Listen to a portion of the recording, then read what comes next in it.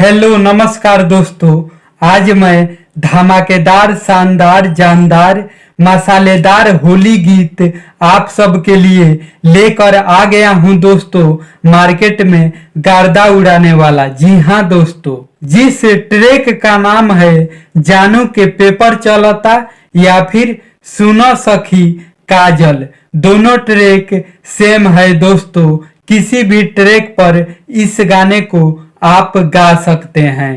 तो इस गाने को सुनने से पहले आप इस वीडियो को लाइक कर दीजिए दोस्तों, और चैनल पे पहली बार हैं तो चैनल को सब्सक्राइब करके बगल में बेल आइकन की घंटी जरूर दबाइएगा मेरा वीडियो सबसे पहले देखने के लिए।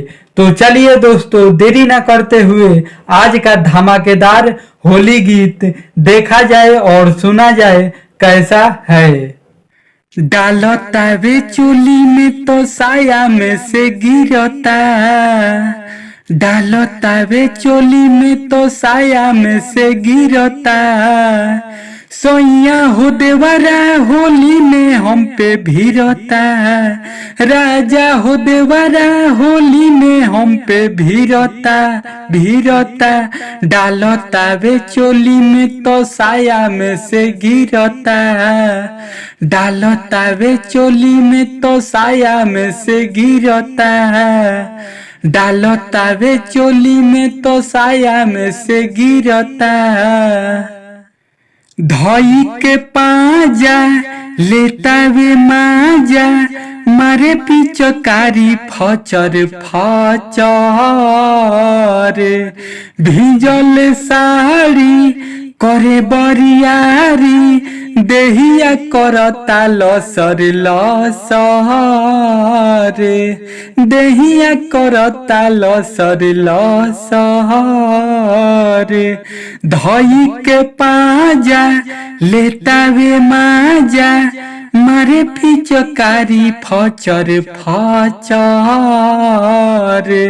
भिजल साड़ी करे बरियारी, देहिया करता लसर लसर,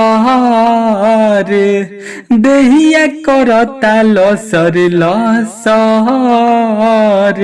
रगरले किरकिरी बात भीतरी ले पीरता, सैया हो देवरा होली में हम पे भीरता, राजा हो देवरा होली में हम पे भीरता भीरता।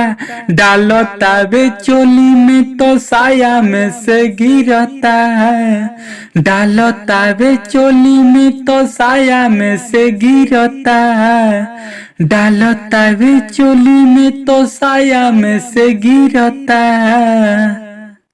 नहीं हटावे हमके सतावे, करता वे रंगदारी। घोरले बलाला का रंगता खाला का, किनले बड़ पिचकारी, किनले बड़ पिचकारी। नहीं हटावे हमके सतावे, करता वे रंगदारी। घोरले बलाला का रंगता खाला का, किनले बड़ पिचकारी, किनले बड़ पिचकारी। सामान के ताहरा के सवे तो हिरता, सैया हो देवरा होली में हम पे भीरता, राजा हो देवरा होली में हम पे भीरता भीरता। डालता वे चोली में तो साया में से गिरता, डालता वे चोली में तो साया में से गिरता, डालता वे चोली में तो साया में से गिरता।